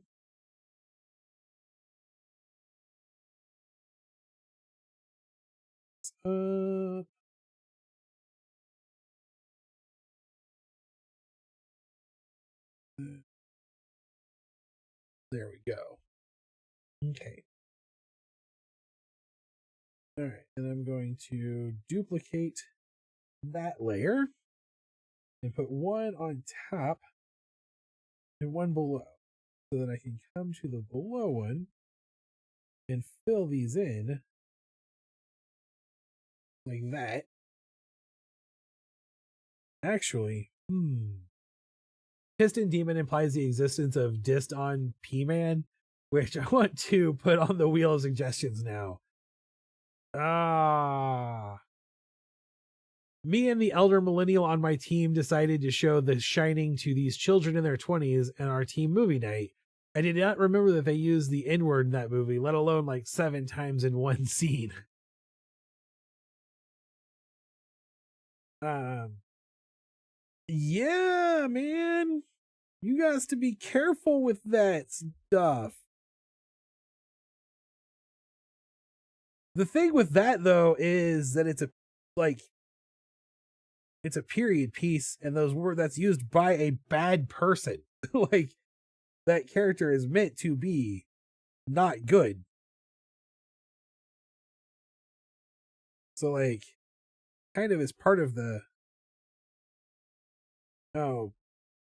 work path thingy here. What if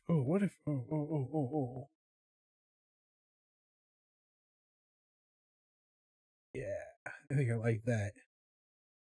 The idea that some of these pieces are steel instead of copper.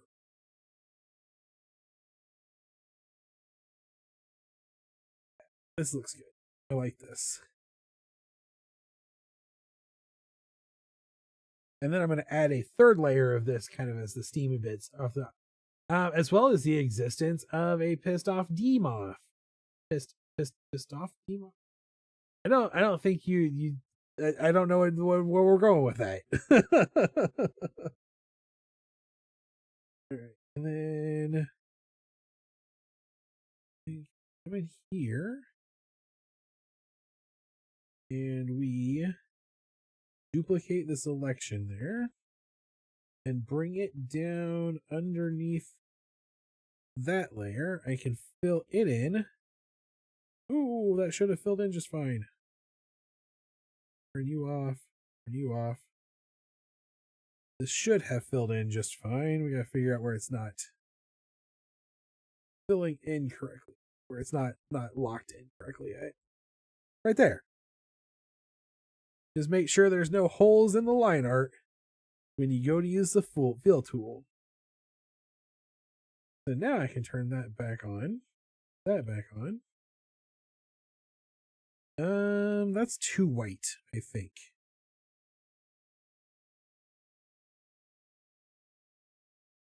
I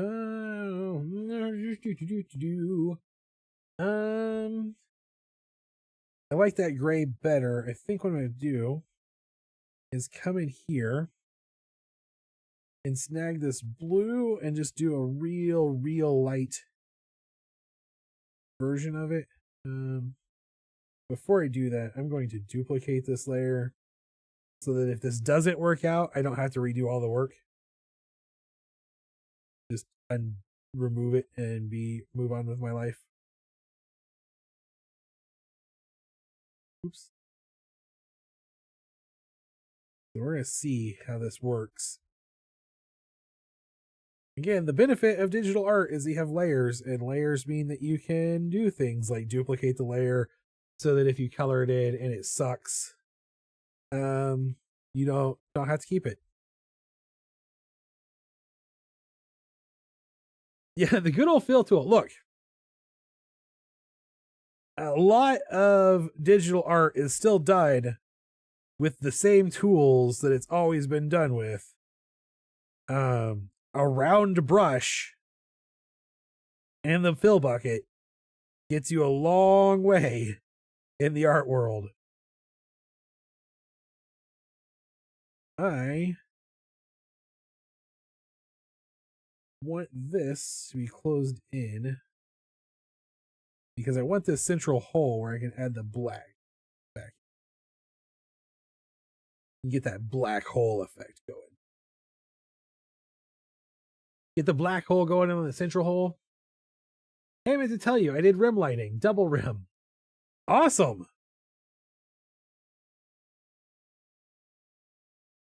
Once you start doing it, it becomes kind of addictive, doesn't it?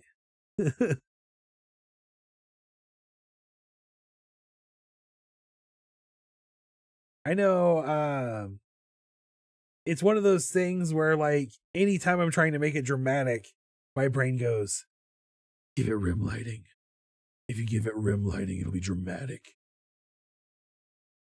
The world will be like, this is the greatest, most dramatic thing ever. And then they'll love it. They'll love you for it. Do it.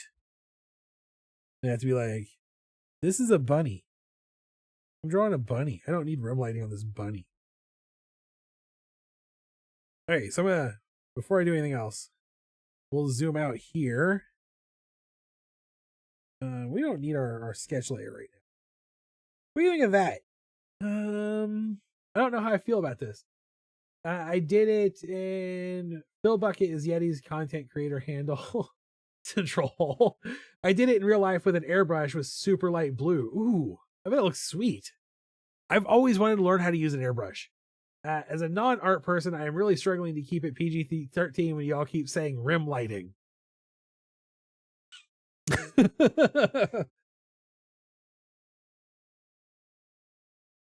Well, behave.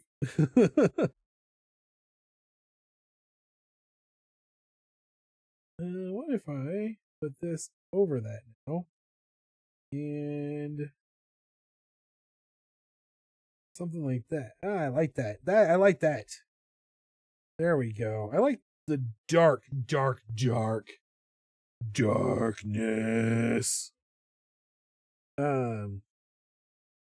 Also, I'm going to come in here. Right now, everything in the background is black, which defeats the point of the crystalline creature being black. So, I'm going to come in here. And, I know what I can do. Pop you open. Why are you not visible? Oh, I just made this invisible, I thought. I did not. I failed. Blah. Turn you back off. Turn you back on. Turn you back on. Fill you with dark blue.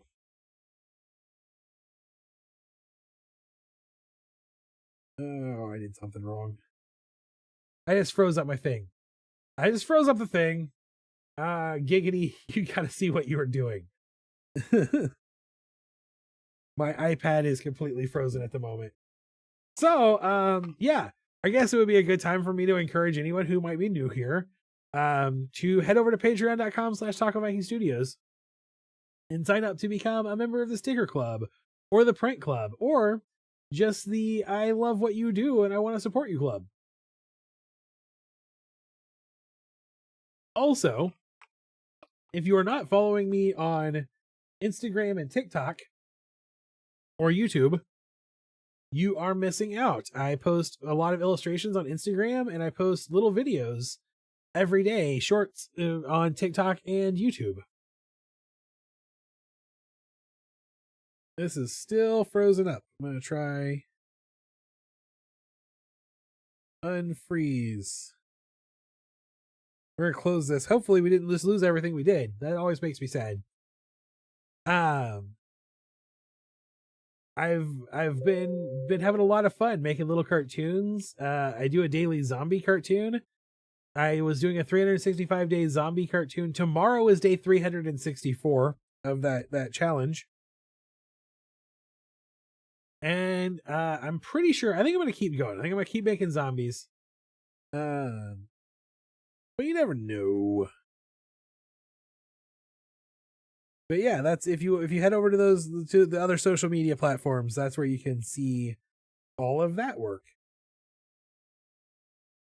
Sometimes I draw those on stream, but most often they are done independent of the stream. Okay, so apparently I screwed something up here. That should be black. Is that not coming in as black? It's filled on some other layer. I don't know what's going on. Oh, my modifier is on top of that layer. What the heck? What the heck? This apparently is also not closed in line art. Where are you open at? I don't see where it's open. That's okay. We'll just do it the old-fashioned way.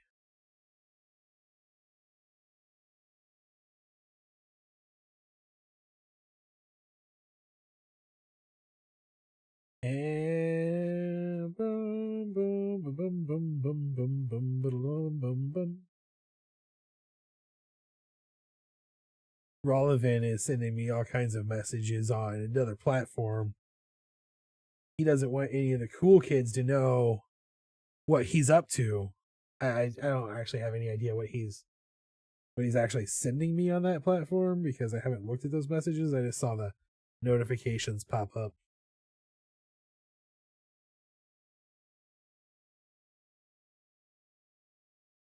We have to assume they're death threats, though, right? Like, we all know that, right? That's fair. Okay. So, this is the other thing I'm going to do. I'm going to come in here with this blue.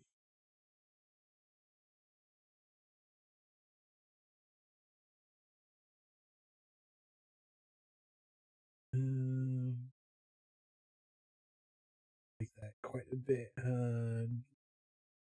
There, that's perfect. Let's turn off the grid so you guys can see how that line art layer worked out there. PG-13. I hear what you're saying. I hear you laying down your avocados.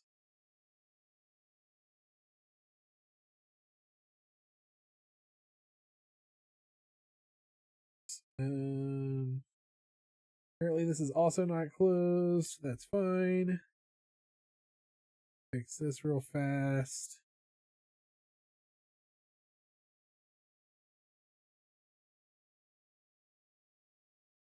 I like that quite a bit. Is it still too dark, maybe?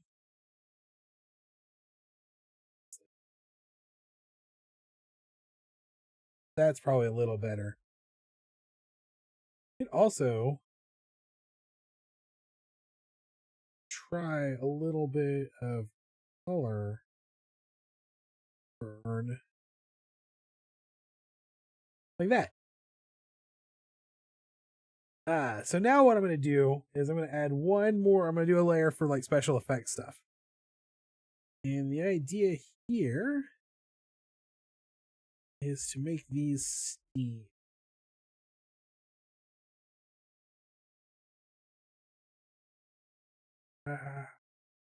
Seismograph technique.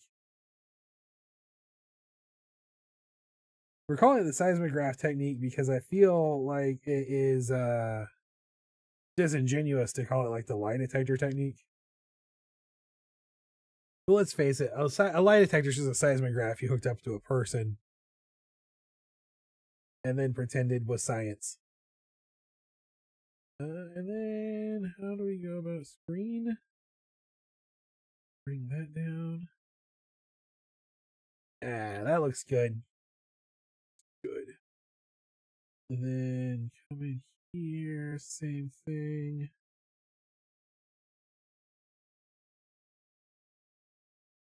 Same concept here. That. Those crossed over, they did. Blam.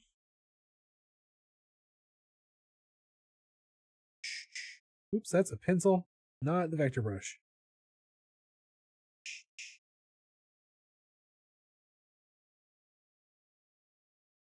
Blam.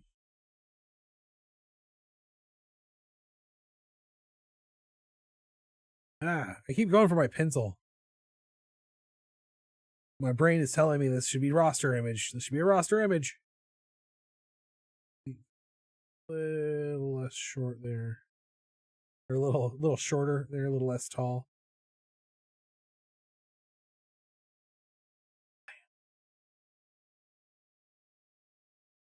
to see if they have tiny person-sized lie-induced earthquakes. That's right. And then I'm going to come down to just above this layer with that gray.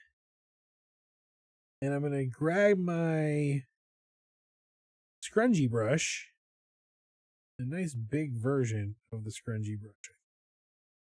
That's perfect. This layer, we're just going to bring this in. And I'm going to do a little outline of this scrunchie layer, or this layer. And what I'll do here is I'll switch this to multiply, and it will actually darken all of this underneath of it. So we can see that the crystalline creature is absorbing the light around it. Kind of like the antithesis of what we did with the angel, where I did the steam effect all the way around its body. Bring this in. Real fun, cool effect, I think.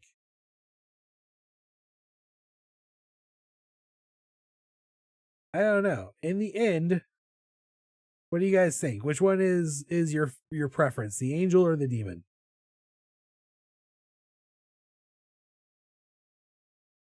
Do you like the crystal construct monster that sucks the life and energy and light from the universe? Or do you like the all-seeing, all-judging eyes of embarrassment and darkness? The shame bringer. Which is your preference? Gotta run. Enjoy finishing Crystaline. Robo Crystal Demon. Okay, that's what that says. Robo Crystal Demon, not Robbie Robo Cry Salty Man. Hail Satan. You prefer the Crystal Demon over the all-seeing eyes of the angel? I don't know. I think I like the character design of the brighter colors better. But this isn't bad. This isn't terrible. This is a little dark. Maybe that's the problem. I think I like the angel-like critter. I think I do too. Being honest, I think I do too. We come. Yeah. So there we go. There is our Crystaline demon.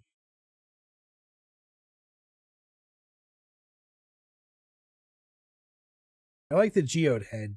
That's what I like about this. That's what I could. Oh yeah, do that. I'll come in here. That could add something to the whole. Add some shading to one side of the geode. I don't know. Maybe not.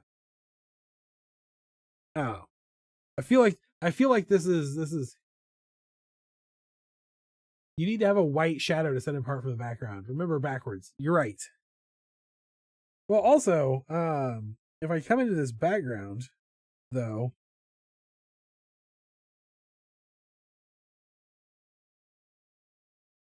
will really be this layer right here. Except for that multiply. Oh,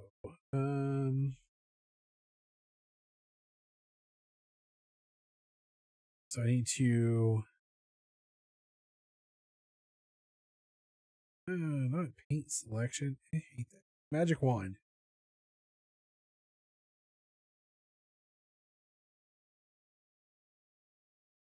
Invert. It didn't work. Why did that not? What am I doing here? Something's not.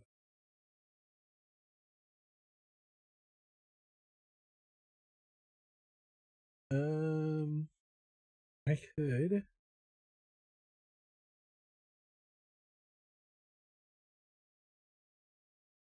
Like that, maybe? And you could always work more on this one if you want to redo it another day, but as is, he's still pretty badass.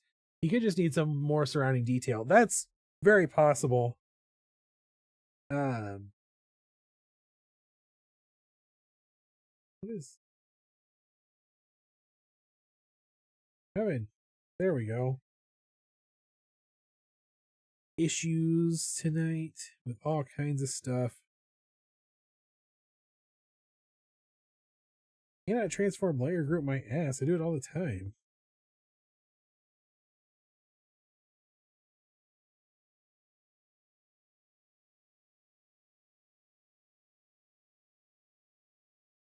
Okay.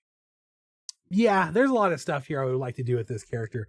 But it's a good marker. One of the things to remember is that this challenge is about checking where you're at and where you've grown. I think the background is what's going to make this. Did the wings never become wings, did they? They're kind of just wingy tendril shapes. They don't have anything in between them. I actually kind of like it this way. Versus the like full cloth wings. I don't know.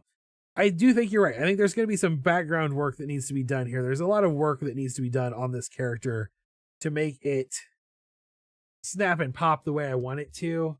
But it's good enough for this particular drawing for tonight. I think what I would like to do, I love these two character designs. And I think what I would like to do is take these two character designs and put them on a full size, like design a print poster with them facing off against each other and add a bunch of environmental details to that.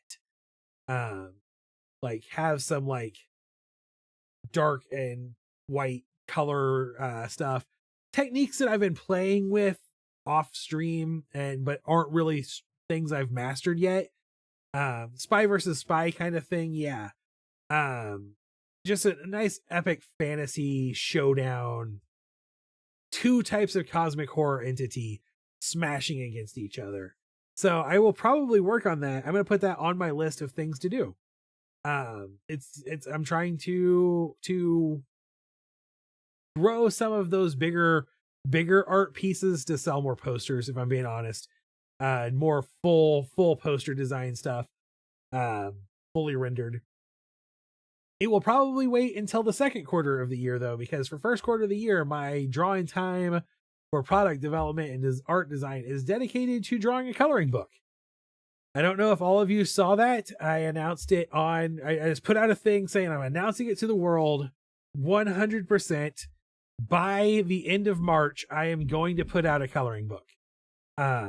It's going to be an Animal Geeks coloring book. I'm going to do an A to Z animal nerd on each page, but I'm going to do a 48-page book. So I'll have 26 animals and then some interspersed pages where I do some other stuff along the same theme. But that's the plan, is to have a coloring book published and ready to go by April. Before the end of March, it will be out there on the market to the world. That's my plan. I'm sticking that goal out there, and I want you guys to keep me accountable for it. Because honestly, I had a lot of fun drawing some coloring book pages. And along those lines, if you have downloaded the coloring sheets, either the Zen Pangolin or the Pogomander, they're both available on the Discord and on the Patreon page for Patreon members. And that's for all members, I believe. And you download them, you color them. I would love to see it. So share it on social media and tag me in it. I would love to see your coloring book pages. In the meantime, though, I think I'm going to call it a night with this demon. We did one image on the angel the other night, and we did one for the demon tonight. I definitely think it will make an awesome epic poster, and I want to really work on it. Probably put a lot of time into that. Speaking of posters, I can show you some stuff. So all of the Stampede dudes will be up on the Patreon in the next few days to get their names confirmed and finalized. He is a cool concept. I'm very happy with the character concept design. And I have started working on the full print for the month. So the Lead the Stampede motivational poster. And this rhinoceros is the logo for the stampeding, the Resolution Stampede theme for January. So the plan here is to have this guy in the front, and then draw some other animals that stampede, other stampeding animals in the background. So he's at the front, but behind this rhino we'll have probably like a gazelle and like a buffalo, like, you know, just a bull, things like that, things in the background like they're running a marathon, but also like it's stampeding. Also, I had him throw this elbow all the way back here because the idea is like I might put someone behind him where he's like elbowing the guy behind him out of the way. But we'll see how that goes. But this is the idea. And then it's got the black border like a motivational poster, and it will say down here like lead the stampede, or and it's actually going to say lead the stampede or get trampled by it. And that's our January print. I just wanted to give you a little sneak preview for the people in the print club. This is a work in progress, but I really am happy with this rhino. I'm actually more happy with this rhino than I am with the hippo nurse. I am seriously considering redrawing the hippo nurse. He looked cool, like he just busted through a cloth section and then stick it on a shirt, right?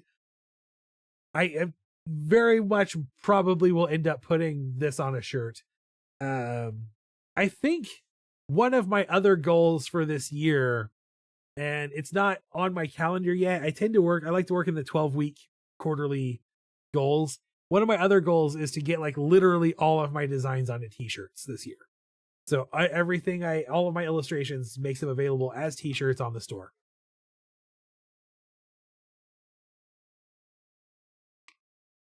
So that's on the horizon. I'm working on it. I've also got to get one of the other things I'm trying to do in this 12 weeks is get all of my listing art updated, because I got approved. I'm finally in the TikTok shop. You can actually buy my stuff through TikTok now. So I got to get all that stuff updated. A muscle shirt. We could very well be. That's all. I'm working on some other stuff. I got some other irons in the fire. Trying to get some things done. Trying to grow Taco Viking. Working on some animations. Trying to figure some things out. So thank you for your continued support. I hope you'll come back and hang out with me again on Friday night at 7 p.m. Central Time. That's 8 p.m. Eastern, 5 p.m. in San Francisco. But if you're in California and you have more important things to worry about than coming and watching my live art stream, unless you're safe and you need a relief from the stress. Yeah, I'm in the TikTok shop now. Yeah. Making the money. I actually think I noticed I have a thing on my phone that lets me go TikTok live. I'm going to see if I can do that from OBS. Maybe I'll do a live on TikTok. Whoa. Anyway, thanks for hanging out. I hope you guys had a great time. I will be back Friday. I hope you'll be back Friday. In the meantime, everyone out there, whether you're in the winter apocalypse of the Midwest, or you're being rammed by the storm on the East Coast, or you're fleeing wildfires in the West, I want you to stay safe. And I want you to stay positive, because the world is a dumpster fire, but at least we can cook s'mores. And most importantly, yes, stay warm if you're in the snowy areas. Stay home if you can. Take care of yourself, take care of each other. And again, most importantly, as always, stay weird. Thank you for watching. I'll be back on Friday. Have a great night. See you next time.